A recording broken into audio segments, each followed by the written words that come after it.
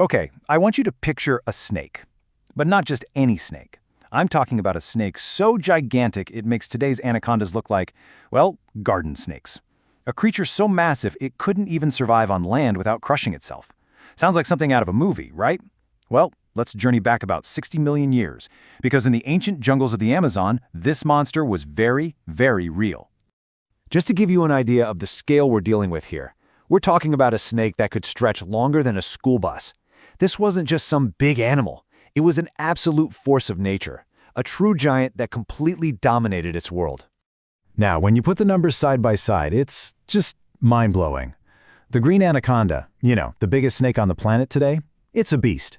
But Titanoboa was nearly twice as long and, get this, 10 times heavier. We're not just in a different weight class here. This is a whole different ballgame. So you have to be wondering, how in the world did we even find out about something like this?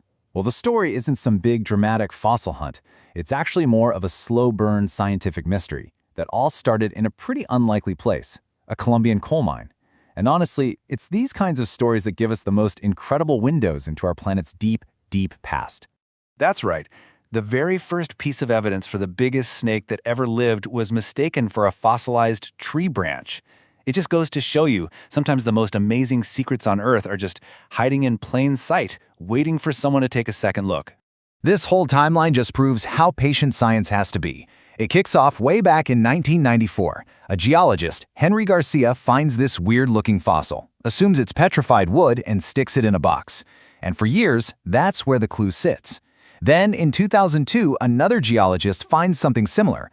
But the real aha moment doesn't happen until 2007, when these fossils finally get to the right people, paleontologists who look at them and realize, wait a minute, this isn't a tree. This is a vertebrae from a gigantic snake.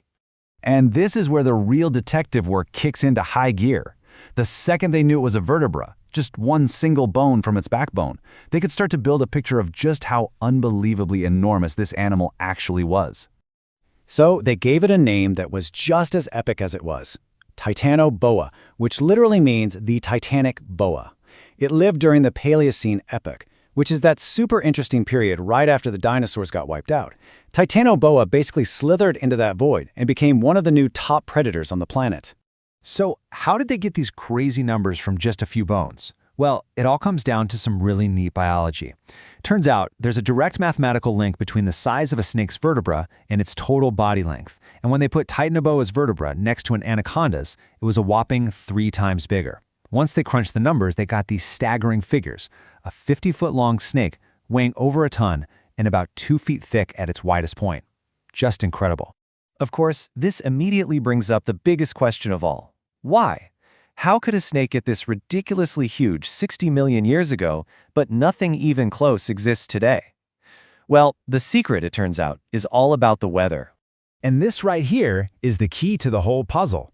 Snakes are cold-blooded, or ectotherms. They don't make their own body heat like we do. So a warmer world acts like a turbocharger for their metabolism. The more heat they can absorb, the more food they can process, the more energy they have, and the bigger they can get. And that's exactly what the world was like back then.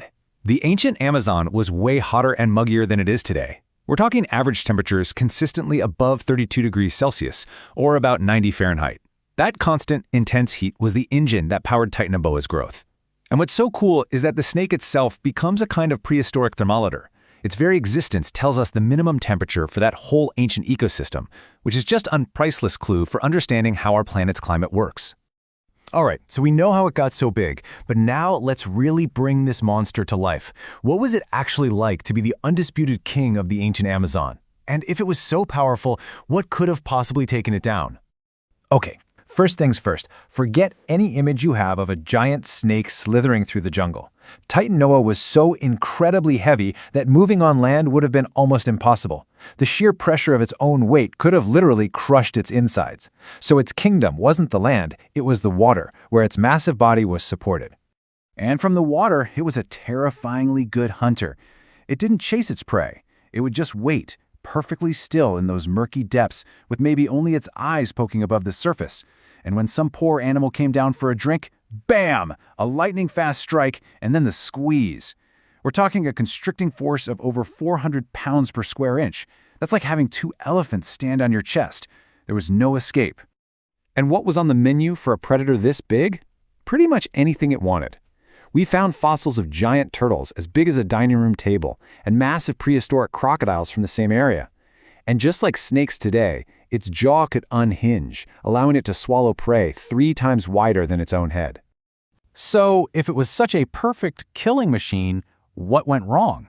Well, in a twist of irony, the very thing that made it a giant was also its ultimate weakness. The planet started to cool down. And as the temperatures dropped, that supercharged metabolism just slowed down. It couldn't hunt as well, it couldn't digest as fast, and it just couldn't sustain that massive size anymore. You see, the rise and fall of this incredible animal isn't just some cool monster story from the past. It's actually a really powerful lesson about the deep, intimate connection between life on Earth and the environment itself. When you boil it all down, every fossil tells a story. And this one tells an absolutely epic story. Of a lost world, much hotter than ours, and of life's incredible power to adapt to extreme conditions. Titanoboa was the perfect predator for its time. But that time was completely tied to a climate that, as we know, couldn't last forever. And that just leaves us with this one tantalizing question. Remember, the discovery of Titanoboa was a total fluke, a case of mistaken identity that completely rewrote the history books. It really makes you wonder, what other unbelievable creatures, what other lost worlds are still out there, just waiting in a dusty box or buried deep in the earth, ready to change everyone we think we know about the story of our planet?